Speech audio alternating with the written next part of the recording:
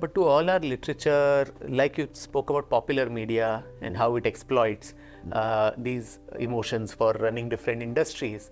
But even in the past, I mean, all our Mahakavis and everyone, whether it was, right from Rishi Bharat, who wrote the Natya Shastra, to perhaps Kalidas or Jayadeva and others, in the Geet Govinda, you have the Ashtanaikas, Khandita Naika, this feeling of jealousy.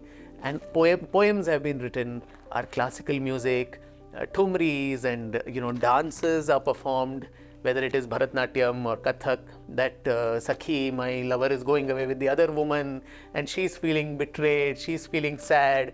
So why is it that something so important which you mentioned of, if at all there is a concept of unconditional love and surrender, why did our poets and all these people not use that and romanticize the feelings of jealousy? Yeah, I understand, Vikram, you are right, but I have to tell you one very important thing.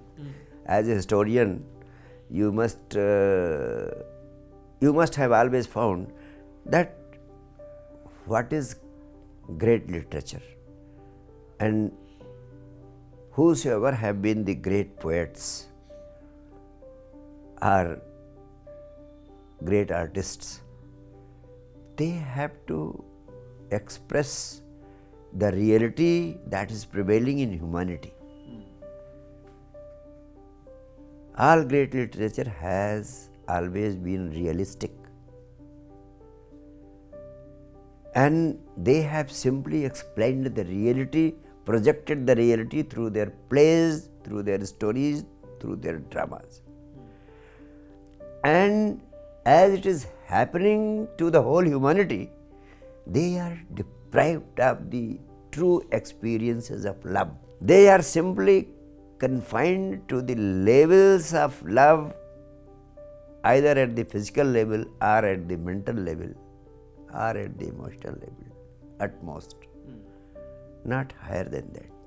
So if the literature describes what is happening in society, what is happening with the people, what is happening with mankind.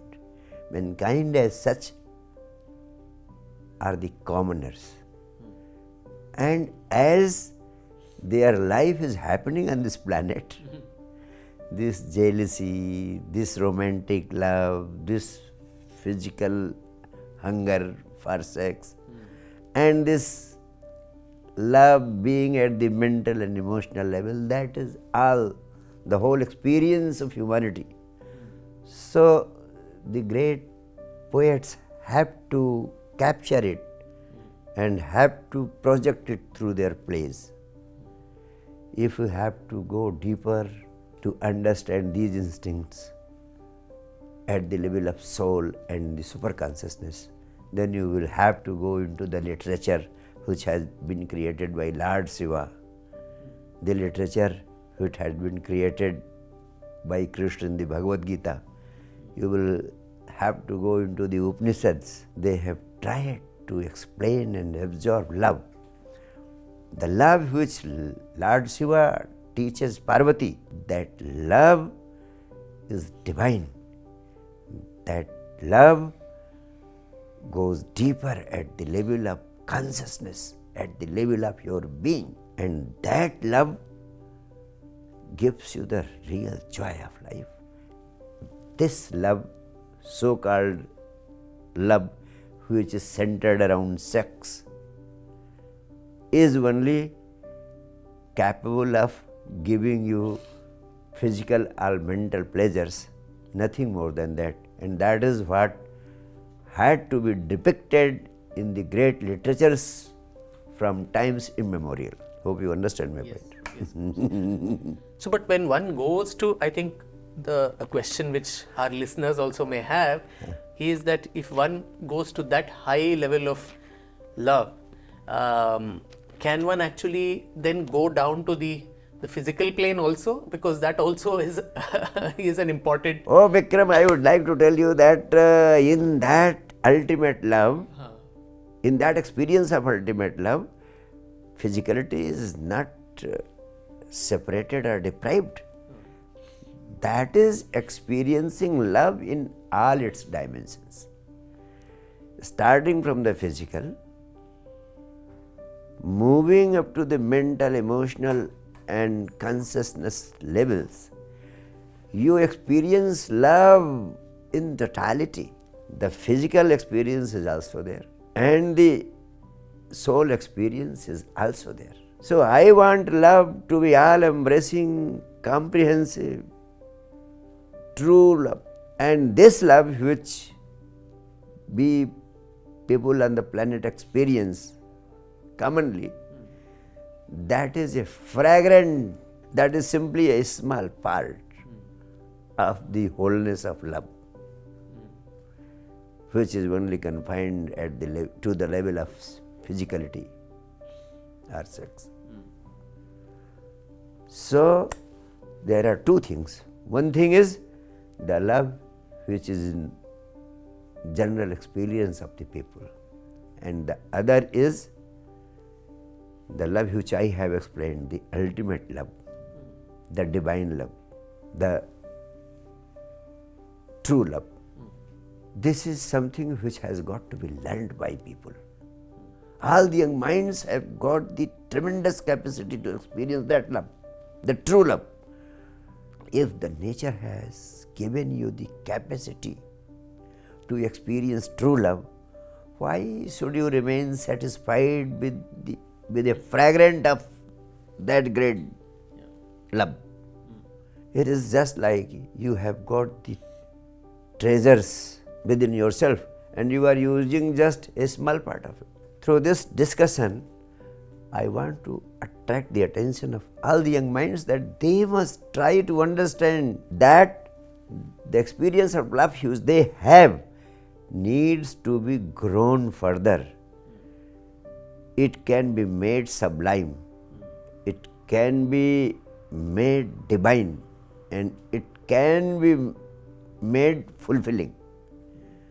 Nobody has the experience of love which is providing them inner fulfillment. People are living a sad, morose, melancholic and disastrous life. The only thing that can dispense with all these troubles and turmoils is developing this love and making it true, making it divine, making it ultimate. And I have told you the device also. Why not to go for that? Up till now we have been suffering because humanity has been growing. It has been not mature enough to learn the art of love. Now it is mature enough. It has grown a lot. Now it can take the bolder step of experiencing love in its totality. Our enlightened masters, Mahavir, Buddha, Krishna, Christ, they have given us that much of their experience, which must be utilized by us. Just as the scientists of the physical realm, whatever they have given, our physical sciences are growing higher and higher, are making even the impossible possible. You are sitting here and your mobile is connecting you to America. What a wonderful miracle. So, the discoveries and inventions of the physical world are being grown day by day, every day. But the discoveries of Mahavir, Buddha, Krishna and Christ should not be left there. They should also be practiced and grown and taken to higher levels. Now humanity has become mature enough to do that. Now in every house Mahavir, Buddha, Krishna and Christ can be created. And I am telling you this science. And this humanity cannot be saved from destruction if Mahavir, Buddha, Krishna and Christ are not reborn in every house. And that is why I am making this all-out endeavor through Science Divine Movement and through this Young Mind Movement, so that the truth of Mahavir, Buddha, Krishna and Christ can be taken to the heads and hearts of larger and larger sections of humanity, so that they can embrace it. What Buddha, Krishna and Christ could do in so many years of penance, now they have given the science and technology through which you can attain even in months and a few years. Why not to go for that? Just as Thomas Edison took 20 years to invent electric bulb. Now you switch on light just within seconds. Now the science of enlightenment and the science of experiencing ultimate love, true love, has been developed. But people are not aware of the science and technology through which it can be experienced. And through you, I want to convey this science, to convey this technology to the heads and hearts of the people, so that they can embrace it and bring about transformation within themselves. If any person leaves this world and dies without experiencing true love, he is not a young mind, he is a dead mind, he is an old mind. Unfortunate one. And the most unfortunate one.